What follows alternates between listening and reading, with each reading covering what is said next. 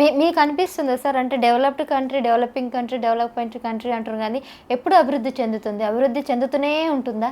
Definitely ఇది continuous process అమ్మా.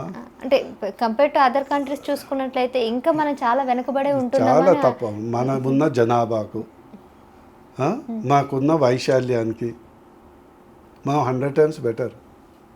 ఇప్పుడు అమెరికా మనకంటే వాళ్ళు 6 times వైశాలు మీ భూ విస్తరణలో భూవిస్తరణలో జనాభా 20 కోట్లు.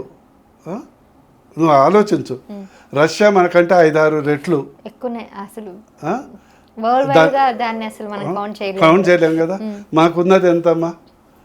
వాళ్ళ జనాభా ఎంత? యుద్ధం చేయడానికి కూడా జనం లేరు.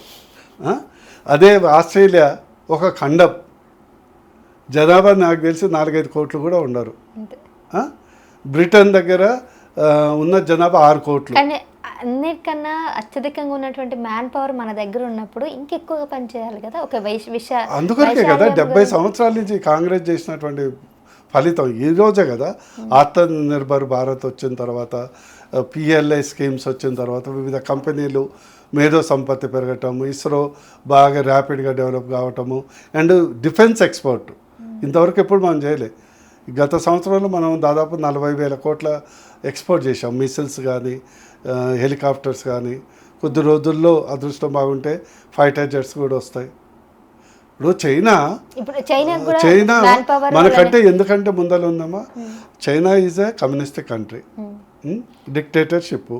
ప్లస్ మోస్ట్ ఇంపార్టెంట్ వాళ్ళు ఏం చేశారంటే 80sలో మనం ఇంకా అంబాసిడర్ కార్ వేసుకొని తిరిగే టైంలో పబ్లిక్ సెక్టరు, సోషలిజం అనుకున్న సెక్టర్లో వాళ్ళం పాటించేది పూర్తి క్యాపిటలిజం, అది కంట్రోల్ చేసేది డిక్టేటర్షిప్.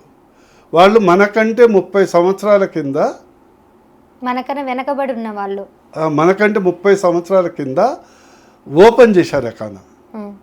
మొత్తం ప్రపంచ దేశాలన్నీ ఇన్వెస్ట్ చేశాయి. దాంతో స్కిల్ డెవలప్ అయింది, మ్యానుఫ్యాక్చరింగ్ హబ్ డెవలప్ అయింది. లక్కీగా మనకి ఏంటంటే ఒకటి ఏంటంటే మనకు అక్కడ ఒక్క భాష, మనకి మల్టిపుల్ లాంగ్వేజెస్, మాకు కులాల కూడా ఒకటి, మతాల కూడా ఒకటి. ఇప్పుడు అక్కడ కూడా రష్యాలో, మన చైనాలో కూడా మతాల కూడా వచ్చింది. ఒక జిన్జియాంగ్ అనే ప్లేస్లో అక్కడ నాకు తెలిసి 1-2 తప్ప పెద్దగా ఇన్ని లేవు కదా. అంటే జిన్జియాంగ్ ముస్లిం కూడా వచ్చింది.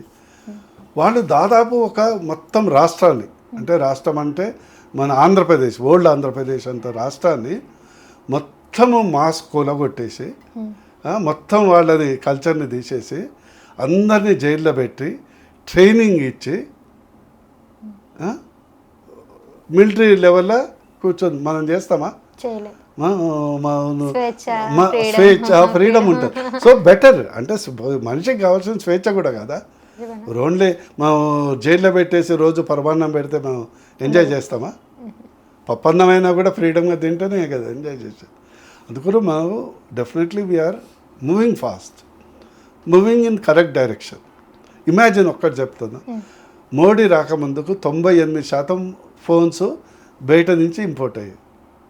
ఇప్పుడు వచ్చాక 90% of the phones locally made ఇండియాలో, ఇంక్లూడింగ్ యాపిల్. ఇప్పుడు చైనా నుంచి యాపిల్ ఇక్కడ షిఫ్ట్ అయ్యి మనం ఎక్స్పోర్ట్ చేస్తున్నాం. మనం ఒక్క సంవత్సరంలో 1,00,000 కోట్ల బిజినెస్ చేసింది యాపిల్. సో ఇవన్నీ ఏంటంటే మాకు బలోపేతం చేస్తాయి. అండ్ ఇంకోటి మీరు గుర్తుపెట్టుకోవాలమ్మా, ఇప్పుడు మీరు ఒక టీవీ నడిపిస్తారు, ఎవరో ఇన్వెస్ట్ చేయాలి కదా. మీకు ఆ ఇన్వెస్టింగ్ పవర్ ఉండాలి, లేకుంటే ఇన్వెస్ట్ చేయాలి. మన దగ్గర మనీ ఉంటేనే కదా ఇన్వెస్ట్ చేసేది.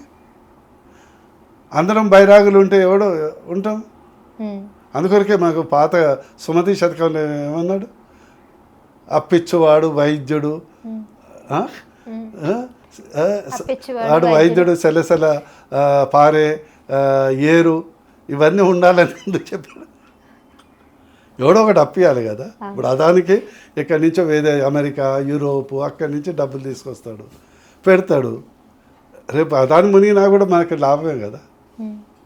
అందుకొరకు ఏంటంటే ఇది నెగటివ్ మెంటాలిటీ. నేనేమంటున్నా అంటే, suppose you are working, next నేను ఎట్లా ఎదగాలని చూడాలి, కానీ నీ ఓనర్కి ఎందుకు ఇట్లా ఉంది, నాకెందుకు లేదు అనుకుంటే గతంలో జీవించొద్దు. వర్తమానం భవిష్యత్తు గురించి ఆలోచించాలి. అంతే.